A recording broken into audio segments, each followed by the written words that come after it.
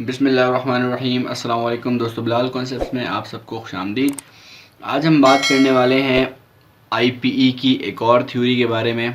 और ये याद रखें कि क्रिटिकल थ्योरी जो है वो भी यही है, ठीक है।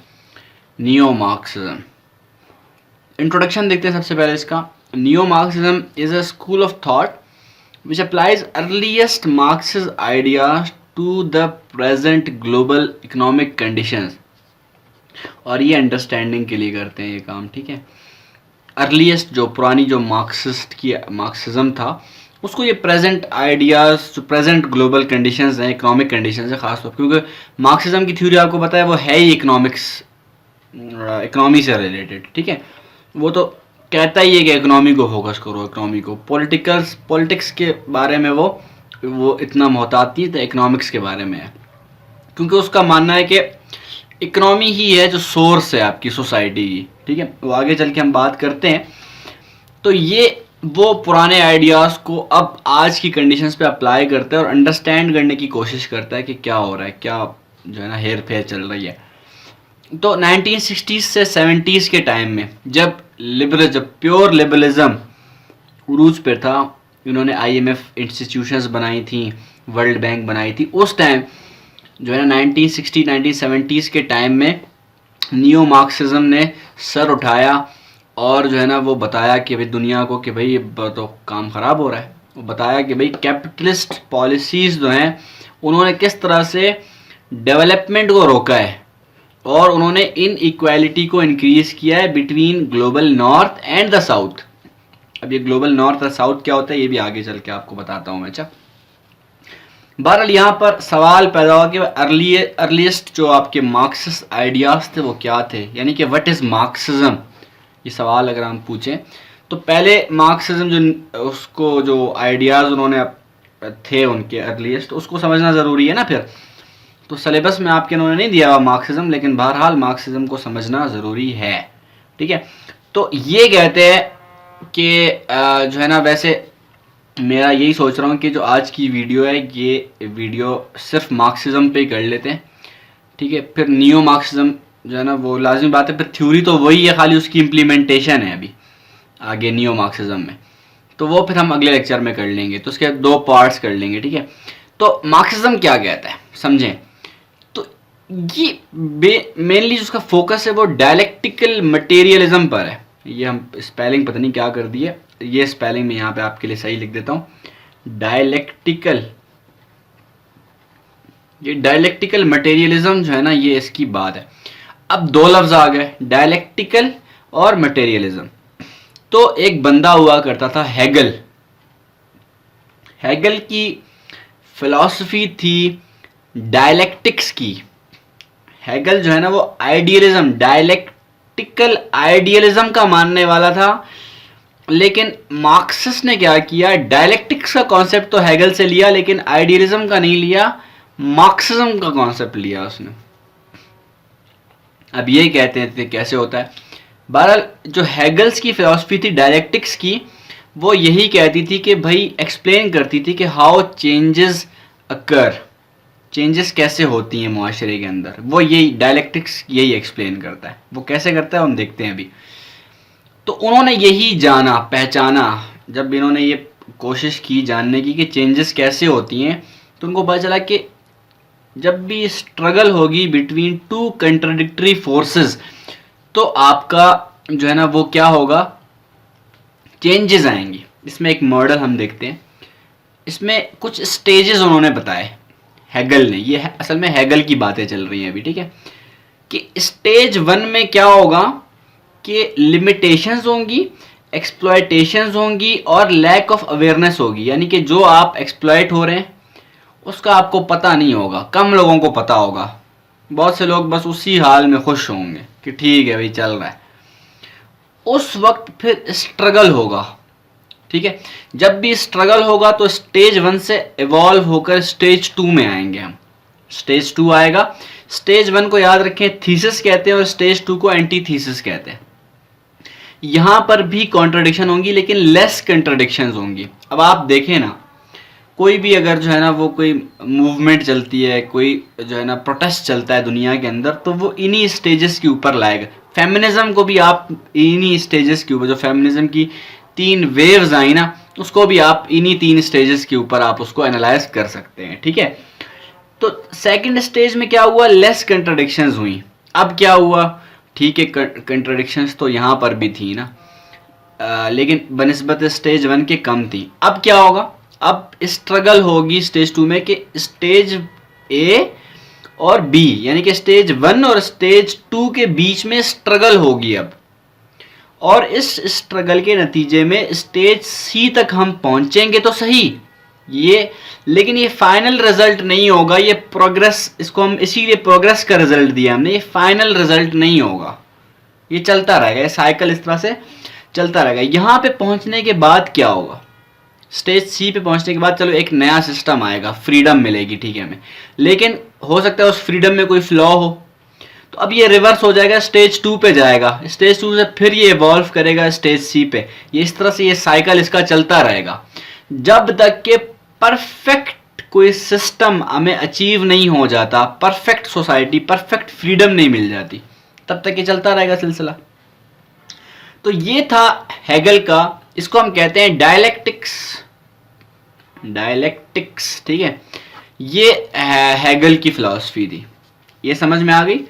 तो इस फिलॉसफी, ये जो फिलॉसफी थी, इसको मार्क्सिस्ट ने अप्लाई किया, क्योंकि हेगल कहता था डायलेक्टिक आइडियलिज्म, यानी कि आइडियाज जो हैं वो है असल चीज, लेकिन ये मार्क्स कहता था कि नहीं भाई, मटेरियल, यहाँ पे आप देखें मटेरियलिज्म का लफ्ज यूज किया, इसका मतलब है मटेरियल वर्ल्ड इज रियल। ये मार्क्स का आइडिया है कि आइडियाज, वो तो कहते हैं ना आइडियलिज्म वाले कि आइडियाज जो है ना उनकी वजह से जो वर्ल्ड है, आज की दुनिया है, ये रिफ्लेक्शन है आइडियाज की, लेकिन ये कहता है नहीं, ये रिफ्लेक्शन आइडियाज की नहीं है, ये दुनिया, ये मटेरियल वर्ल्ड है, क्योंकि इस वर्ल्ड के अंदर हमारी जो सोसाइटी है उसमें हमें इकोनॉमिक्स की ज़रूरत पड़ती है, यानी कि मटेरियल प्रोडक्शन की ज़रूरत पड़ती है। हमारा गुजारा जो होता है, गुजर बसर होता है, वो मटेरियल नीड्स पे होता है, खाने पीने की चीज़ें, कपड़े, शेल्टर, ये मटेरियल नीड्स हैं हमारी। तो इसीलिए मटेरियलिज्म पे फोकस किया कार्ल मार्क्स ने, ये मार्क्स की बात है, ठीक है। इसीलिए हम इन दोनों बातों को, इस बात को कार्ल मार्क्स की ये मटेरियलिज्म वाली बात को और वो डायलेक्टिक्स वाली बात को मिलाकर हम क्या कहते हैं, डायलेक्टिकल मटेरियलिज्म। ये थी कार्ल मार्क्स की फिलॉसफी। अब हम समझते हैं कार्ल मार्क्स ने हेगल की इस जो इसका एक जो फ्रेम है, इसमें अपनी जो बातें हैं उसको कैसे जो है ना इसके अंदर उसने डाला है, ठीक है। ये dialectics is used by marks. Stage 1 thesis, इसमें स्टेटस को मार्क्स ने कहा कि जो स्टेज 1 था, पुराने ज़माने की बात की उसने, उस वक्त जो स्टेटस को था वो प्रिमिटिव कम्युनिज्म था, यानी कि इसको हम कहते हैं अब्दी कम्युनिज्म, ठीक है। अब्दी कम्युनिज्म, ये पुराना सबसे पिछला जो सबसे पहला दौर था, उस वक्त कम्युनिज्म था। क्यों? क्योंकि उस वक्त कोई गवर्नमेंट नहीं हुआ करती थी, कोई लैंड ओनर नहीं हुआ करता था, सारे मीन्स ऑफ प्रोडक्शन जो हैं वो इक्वली डिवाइड हुआ करते थे। जिसकी जमीन, जिसने जहाँ चाहे खेती उगा ले, जो जहाँ चाहे घर बना ले, जो चाहे जो कर ले, सबकी ज़मीन है। फिर क्या हुआ, सेकंड स्टेज में क्या हुआ, सेकंड स्टेज में कुछ गड़बड़ होती है।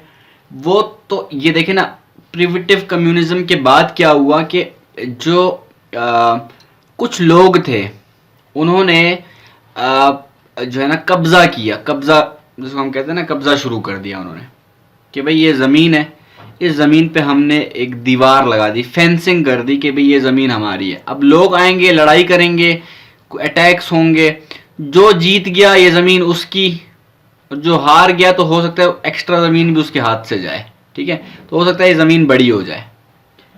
अब इस तरह से ये ज़मीन बड़ी होनी शुरू हुई और ये ज़मीन पर ऑक्यूपेशन हुई, कब्जा हुआ।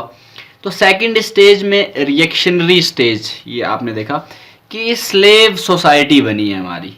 ये वो थीसिस था, ये एंटी थीसिस आपकी आ गई, एंटी थीसिस यहाँ पे मैंने नहीं लिखा, ठीक है। स्लेव सोसाइटी यहाँ पर बनी, प्रिमिटिव कम्युनिज्म के बाद स्लेव सोसाइटी बनी, जिसमें मीन्स ऑफ प्रोडक्शन जो थे वो क्लेम्ड बाय पर्टिकुलर ग्रुप, जो कि ज़्यादा ताकतवर होंगे ऑब्वियसली।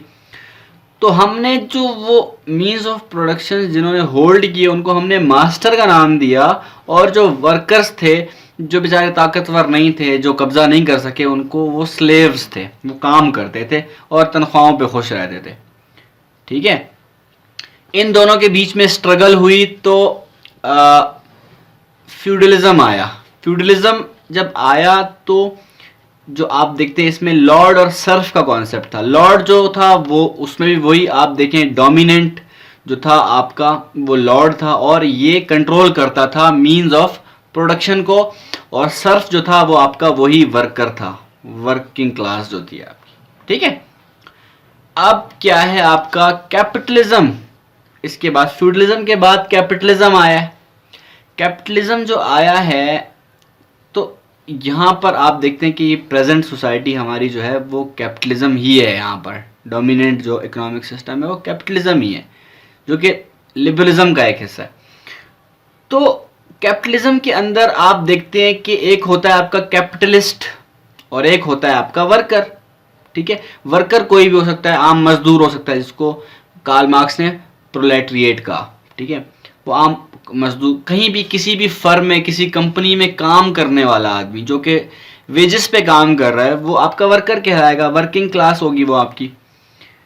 तो आपका जो समझने की बात ये कि फ्यूडलिज्म के टाइम पे इंपॉर्टेंट जो आपके मीन्स ऑफ प्रोडक्शन थे वो क्या थे? लैंड थी, लैंड। ठीक है, और अब आज के दौर में इंपॉर्टेंट मीन्स ऑफ प्रोडक्शन जो है वो फैक्ट्रीज हैं। ठीक हो गया, अब गरीब आदमी फैक्ट्री बना नहीं सकता, वो तो काम ही करेगा जाकर। तो स्टेज 3, ठीक है, अब यहाँ पर आप लोग समझें कि स्टेज 2 के बाद ये स्टेज 3 ही था, लेकिन हमने आपको बताया था ना कि ये रिसाइकलिंग होती है। तो रिसाइकलिंग होने के बाद कैपिटलिज्म आया, कैपिटलिज्म के बाद फिर ये अब ये आजकल जो डोमिनेंट सिस्टम है वो है। लेकिन कार्ल मार्क्स की एक प्रेडिक्शन है, वो देखते हैं। बहरहाल यहाँ पे आपको एक इंपॉर्टेंट और इंटरेस्टिंग बात समझाऊँ मैं। देखें, ख्वा स्लेव सोसाइटी हो, ख्वा फ्यूडलिज्म हो, ख्वा कैपिटलिज्म हो, तीनों का आइडिया सेम है। ठीक है, तीनों का आइडिया क्या है? सेम है। पता चला कि capitalism has evolved over the time. ठीक है, इवॉल्व हुआ है ये डिफरेंट नामों के साथ। स्टेज 3 प्रेडिक्शन आ जाती है कार्ल मार्क्स की यहाँ पर कि अब कम्युनिज्म आएगा।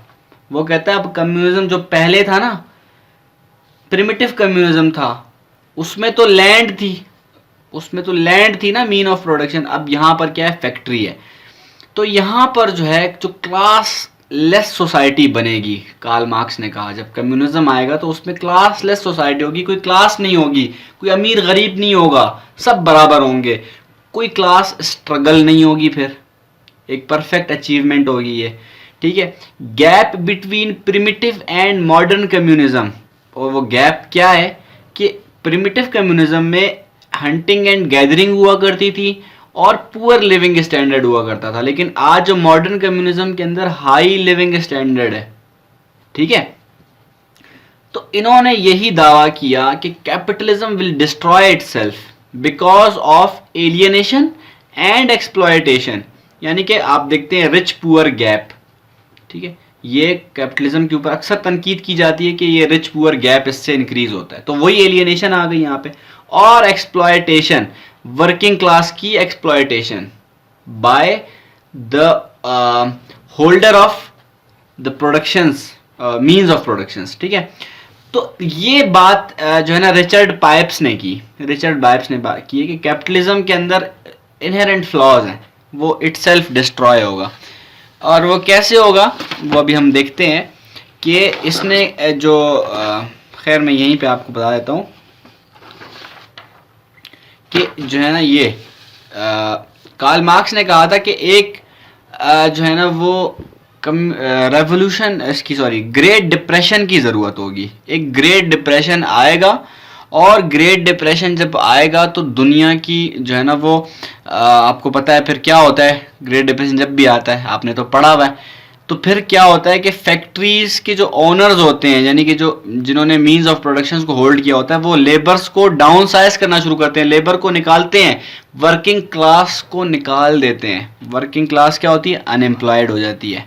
ठीक है, अब जब वो अनएम्प्लॉयड होगी, जब एक डिप्रेशन ऐसा बड़ा सारा आएगा, तो अनएम्प्लॉयड जब वो होगी वर्किंग क्लास, तो फिर वो एक जो है ना रेवोल्यूशन क्रिएट होगा, जिसको हम कम्युनिज्म, एक सोशलिस्ट रेवोल्यूशन हम कहते हैं। तो ये सोशलिस्ट रेवोल्यूशन आएगा, कार्ल मार्क्स ने कहा, और ये वर्किंग क्लास के थ्रू ही आएगा। बस ये थी कार्ल मार्क्स की थ्योरी। ठीक है, अब ये देखते हैं कि जो आपके नियो मार्क्सिज्म वाले हैं ना, क्योंकि हम नियो मार्क्सिज्म की थ्योरी को ही डिस्कस कर रहे हैं उसकी, ठीक है, हम उसमें बीच में मार्क्स आ गए, तो एक ही चीज़ें हैं दोनों वैसे। तो ये कैपिटलिज्म को किस नज़रिए से देखते हैं, ख्वाह वो मार्क्सिज्म वाले हो नियो मार्क्सिज्म वाले हो, कैपिटलिज्म को किस नज़रिए से, कैपिटलिज्म के खिलाफ कितनी नफरत है इनके दिल में, ये आप लोग जान लें अभी। ठीक है, पहली बात ये कहते हैं कि कैपिटलिज्म में क्लास स्ट्रगल है। Small group of people have exploited a large group of people, यानी वही एक जो है ना आपकी डोमिनेंट क्लास है और एक वर्किंग क्लास है। ठीक है, तो ये कहते हैं कि फ्यूडल्स एक्सप्लॉइटेड पीजेंट्स, ठीक है, वो जो पुराना दौर था ना, जो स्टेज 2 था, वहां पर ये कहते हैं कि फ्यूडल्स एक्सप्लॉइटेड पीजेंट्स, वहां पर जो आपके फ्यूडल्स थे उन्होंने पीजेंट्स को एक्सप्लॉइट किया, और फ्यूडल्स ने लैंड बेच दी किनको? बोर्जियोस को। बोर्जियोस कौन है वह हम देखते हैं। बहरहाल फ्यूडल्स ने ये काम किया कि उन्होंने पीजेंट्स को किया। दूसरी बात इन्होंने की कि change in concept after industrial revolution, कि अब कैपिटलिज्म के जो है ना वो कॉन्सेप्ट के अंदर ये फ्यूडलिज्म से बदल गया है। अब वो कॉन्सेप्ट पहले फ्यूडलिज्म का, अब ये कैपिटलिज्म का कॉन्सेप्ट बन गया है जब से इंडस्ट्रियल रेवोल्यूशन आया है, क्योंकि अब फैक्ट्रीज की ज़्यादा वो है, फैक्ट्रीज जहाँ होंगी वहाँ पर जो है ना वो डेवलपमेंट होगी। तो अब क्या हुआ है कि जो रेवोल्यूशन आया तो दो नई क्लासेस इमर्ज हुई हैं। पहले फ्यूडल्स थे और स्लेव्स थे, दो क्लासेस पहले भी थी, अब ये दो नई क्लासेस इमर्ज हुई हैं। कौन कौन सी? पहली क्लास बोर्जियोस, जिसको हम कैपिटलिस्ट भी कहते हैं, ये वही क्लास है जो कि आपकी, इसको हम कहते हैं अपर मिडिल क्लास, और यही वो हैं जिनके पास मींस ऑफ प्रोडक्शन होते हैं, फैक्ट्री के ओनर्स होंगे ये। ठीक है, तो पहले क्या, कैसे खानदानी अमीर जो लोग होते थे या फ्यूडल्स इनको जमीन बेचते थे, जो ये खानदानी अमीर होते थे ये जमीन खरीदते थे, उन्होंने, फ्यूडल्स ने कैसे ली थी? फ्यूडल्स ने कब्जा किया था। तो इसको हम एरिस्टोटेलिटी कहते हैं कि खानदानी अमीर होना। ठीक है, अपर क्लास, बिल्कुल अपर क्लास। ठीक है, तो इसी में बोर्जियोस के अंदर एक पिटाइट बोर्जियोस भी होती है, इसको ये हम मिडिल क्लास कहते हैं। बेसिकली ये भी इनडायरेक्टली इस अपर क्लास के बिहाफ पर जो सेकंड क्लास है प्रोलेटरिएट, उसको एक्सप्लॉइट कर रही होती है। प्रोलेटरिएट आपके वर्किंग क्लास होती है, जिसमें स्किल्ड लेबर होते हैं, इंडस्ट्रियल वर्कर्स होते हैं। ठीक है, ये वर्किंग क्लास आपकी आम आदमी, जैसे मजदूर जिसको आप कहते हैं। ठीक है, अब मजदूर का ये मतलब नहीं कि खेती बाड़ी कर रहा है, ठीक है ना, और जो है ना वो कुलंग चला रहा है, खुदाइयाँ कर रहा है, ये मतलब नहीं है, ईंटें उठा के ले जा रहा है, ये मतलब तो है मजदूर का। लेकिन ये भी है कि जितने भी लोग किसी भी फैक्ट्री के अंदर, किसी भी कंपनी के अंदर वेजेस के ऊपर काम कर रहे हैं, वो सब वर्कर्स हैं, वो सब प्रोलेटरिएट के अंदर आते हैं। ख्वाह वो कंप्यूटर पे बैठ के काम कर रहे हो, ख्वाह वो ज़मीन पे बैठ के काम कर रहे हो, ठीक है ना, ख्वाह वो जो है ना कोई किसी और तरह से काम कर रहे हो। बहर तो इन्हीं की एक टाइप भी है प्रोलेटरिएट की, कि लंपेन प्रोलेटरिएट। ये वो बिल्कुल ही ज़्यादा एक कमज़ोर क्लास होती है, जो कि इसका मकसद होता है सिर्फ कि हमें खाना मिल जाए। तो ये लोग रेवोल्यूशन का सोच भी नहीं सकते, क्योंकि इनको तो बेसिक नीड्स ही पूरी नहीं हो रही। तो ये लोग फिर जो है ना वो सिर्फ जो है ना वो सिर्फ खाने की तलाश में रहते हैं, कि बस सिर्फ खाना पूरा हो जाए, बाकी और नीड्स जो है ना वो ना हो पूरी तो चलेगा। ठीक है, ये और भी मतलब कमतर क्लास होती है इसके अंदर। ठीक है, ये थी हमारी जो है ना वो अंडरस्टैंडिंग इनकी जो है ना वो उसके अंदर। ठीक है, तो ये हमने इसको आगे भी देख ही लेते हैं, अब थोड़ा सा ही रह गया है कि अब हम देखते हैं कि now applying these ideas class struggle on global level.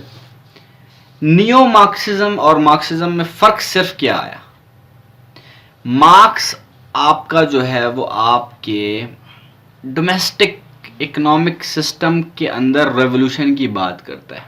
वो कहता है जहां जहां कैपिटलिज्म होगा वहां वहां सोशलिस्ट रेवोल्यूशन आएगा, यानी कि वो स्टेट को फोकस कर रहा है। ये ग्लोबल लेवल पे आ जाते हैं, ठीक है। और ग्लोबल लेवल के ऊपर ये लोग, जैसे हम तो एक स्टेट के अंदर फैक्ट्री है, उस फैक्ट्री के अंदर हम कहते हैं ना मालिक है और मजदूर है, ठीक है, ये दो लोग होते हैं इसमें। लेकिन ये लोग ग्लोबल लेवल पर जब आते हैं तो फिर यहाँ पर डिपेंडेंसी थ्योरी की बात आ जाती है। जैसे ही ग्लोबल लेवल पर ये लोग आएंगे तो डिपेंडेंसी की बात आ जाएगी, या सिस्टम थ्योरी भी यहाँ पर आप अप्लाई कर सकते हैं कि माहौल की बात की ना मैंने, तो वो भी यहाँ पर आप उसके भी लेंस से देख सकते हैं इसको।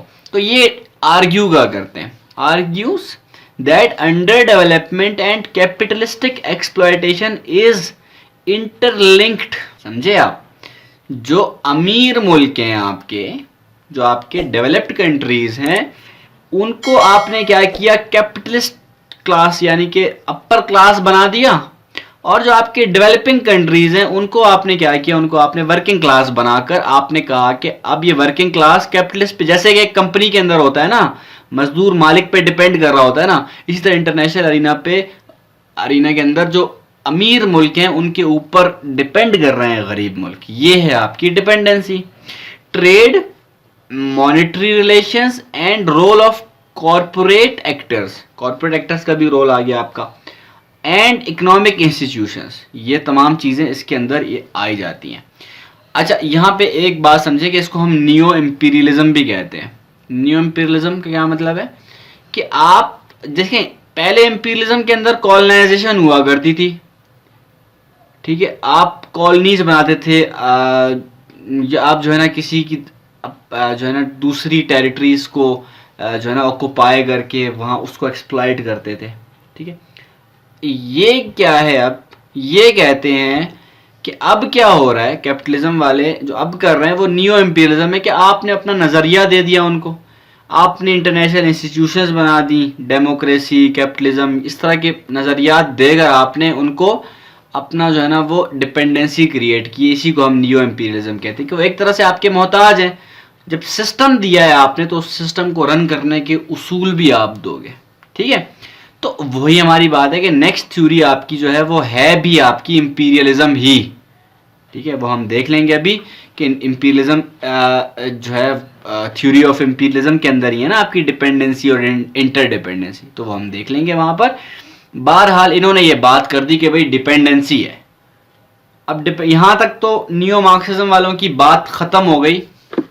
खैर थोड़ी सी डिपेंडेंसी देख लेते हैं कि इन्होंने क्या कहा है, ज़्यादा मैं वो नहीं करता। Under development is a problem of dependency, ये लोग कहते हैं डिपेंडेंसी की वजह से ही अंडर डेवलपमेंट होती है। It is rooted in history of imperialism, ये इंपीरियलिज्म की हिस्ट्री के अंदर है कि क्या dependency and economic exploitation rather than internal inadequacy. क्या मतलब कि आपको पता चला कि जो अंडर डेवलपमेंट होती है उसकी वजह आपकी डोमेस्टिक मार्केट के अंदर इनएडिक्वेसी ऑफ रिसोर्सेज नहीं होती, ये वजह नहीं।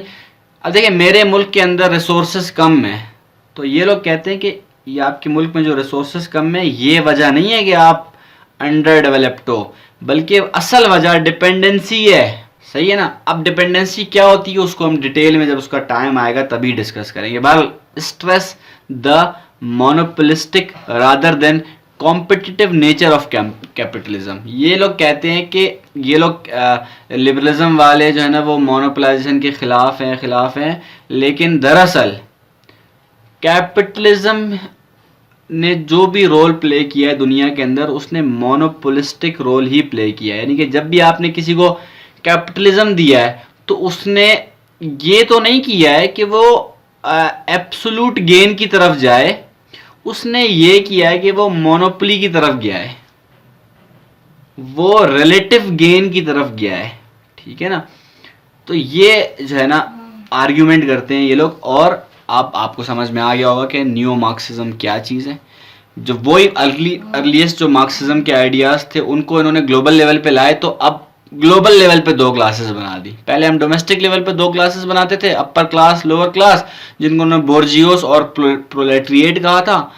अब हमने इंटरनेशनल लेवल पर उसको लाए, ग्लोबल लेवल पे लाए, तो तब भी हमारे पास दो क्लासेस सामने आती हैं, एक डेवलप्ड कंट्रीज, एक अंडर डेवलप्ड कंट्रीज। तो ये हमारी क्लासेस यहाँ पर बन गई और इनको ग्लोबल लेवल पर लेकर आने को ही हम नियो मार्क्सिज्म कहते हैं। अच्छा, अब इनके आर्ग्यूमेंट्स क्या हैं ना, इनके आर्ग्यूमेंट्स भी देख लेते हैं ये नियो मार्क्सिज्म वालों के। ये लोग कहते हैं कि सम लार्ज कैपिटा, मैंने ये कहा था कि दो पार्ट्स में वीडियोस बनाएंगे, लेकिन छोड़े दो पार्ट्स को, बस एक ही में हो गई तो हो गई, अभी थोड़ा सा ही रह गया है। कि ये लोग कहते हैं कि some large capital formation have high monopoly. ये कैपिटलिज्म के ऊपर क्रिटिसिज्म कर रहे हैं कि आप लोग तो फ्री मार्केट कर रहे हो, तो ये तो मोनोपली बना रहे हैं, मोनोपली तो नुकसानदेह चीज़ है, ठीक है। So exploitation and labour alienation occurs, labour भी कम हो गया और एक्सप्लॉयटेशन भी ज़्यादा हो गई। The whole system is largely irrational, ये कहते हैं, ये लोग बात करते हैं, ठीक है, इल्ज़ाम लगाते हैं। अच्छा जी, अब हम देखते हैं कि नियो मार्क्सिज्म वालों की पोजीशन क्या है on labour theory of value. Basically ये सॉल्यूशंस प्रोवाइड कर रहे हैं, सिंपल, ठीक है। ये लोग ये नहीं कह रहे कि अब रेवोल्यूशन का हम इंतज़ार करेंगे, तो ये बस अभी से सॉल्यूशंस प्रोवाइड करने में लग गए हैं। Economic surplus can be generated by two methods. अच्छा जी, तो अब जो इकोनॉमिक सरप्लस है that can be generated by two methods, तो पहला मेथड आपका क्या है, पहला जो है वो एक्चुअल एंड पोटेंशियल सरप्लस। आप जो है ना वो उसको आप डिसाइड करते हैं असल में कि कौन सा आपने जो है ना वो करना है, अटेन करना है, ठीक है। तो एक्चुअल क्या होता है, एक्चुअल होता है आपका कि आप या तो अपना जो मतलब जो अपना ट्रेड डेफिसिट है, यानी कि अपनी इंपोर्ट्स जो है ना उनको आप कम कर देते हो, ठीक है, गिरा देते हो, और एक्सपोर्ट्स को बढ़ाते हो, वही प्रोटेक्शनिज्म वाला काम आ गया। और फिस्कल डेफिसिट को भी आप कम करते हो, यानी कि कंजम्पशन को अपनी कम करते हो, प्रोडक्शन को ज़्यादा करते हो, ठीक है। खर्चा ज़्यादा करोगे तो जो है ना आपको नुकसान होगा, खर्चा कम करना है और इनकम बढ़ानी है, ठीक है। By the way it is existent currently, क्यों, societies output and consumption, output और कंजम्पशन के जो बीच का डिफरेंस होगा ना आपका, वो एक्चुअल सरप्लस कहलाएगा, ठीक है। और इसी तरह से पोटेंशियल में सिर्फ फ़र्क ये आ जाता है कि यहाँ पर कोई एक इन्वायरमेंट होती है, टेक्निकल, सोशल या पॉलिटिकल इन्वायरमेंट होगी, उस इन्वायरमेंट के अंदर आपने जो है ना वो आपकी सोसाइटी का आउटपुट क्या है और उसकी कंजम्पशन क्या है, और difference of that will be your potential economic surplus, ठीक है। उसके बाद हम प्लानिंग करते हैं, लाजमी सी बात है। पहले तो हमने आइडेंटिफाई किया कि भाई हमारा वाला काम कौन सा है इनमें से करने का, फिर हम प्लानिंग करते हैं कि उसको अटेन कैसे किया जाए। तो in a rationally planned society we can generate more surplus by a specific procedure. आप देखते हैं कि प्लानिंग के तहत ये कह रहा है कि हम ज़्यादा जो सरप्लस है वो जनरेट हम कर सकते हैं, ठीक है। कोई भी स्पेसिफिक प्रोसीजर हो सकता है उसके लिए हमारे पास, ठीक है। आप बहुत सारे मीन्स का इस्तेमाल कर सकते हैं, ठीक है। और पहला वही मैंने आपको बता दिया, फोकस आपका होगा कि एक्चुअल हो या पोटेंशियल सरप्लस हो। Second, you will plan accordingly and act, और इसमें आपका जो फोकस होता है वो कॉम्पिटिटिव एडवांटेज को हासिल करने का होता है। इसमें कॉक्स का एक एनालिटिकल फ्रेमवर्क भी है, जो कि अगर आप पेपर में कहीं पर आपको मौका मिलता है तो इसको ज़रूर बनाएं, ठीक है। तो कॉक्स ये कहता है कि जो आपकी तीन फोर्सेस है ना, mainly social forces, form of government और आपका वर्ल्ड सिस्टम, ये तीनों इंटरलिंक्ड हैं आपस में, ठीक है। अच्छा, इसके ऊपर मैं एक आर्टिकल जो है ना वो बड़ा ज़बरदस्त आर्टिकल है, वो मैं इसका जो लिंक है वो डिस्क्रिप्शन में दे दूंगा आपको, ठीक है।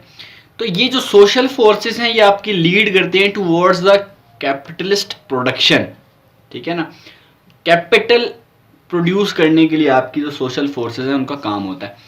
गवर्नमेंट आपकी कैसी है ये भी मैटर करता है, डेमोक्रेसी है या कम्युनिज्म है, उसकी वजह से भी आपके सोशल फोर्सेस के ऊपर इम्पैक्ट पड़ता है और ओवरऑल ही एक दूसरे के ऊपर इम्पैक्ट पड़ता है ना। वर्ल्ड सिस्टम भी इसी से डिसाइड हो रहा होता है आपका, ठीक है ना।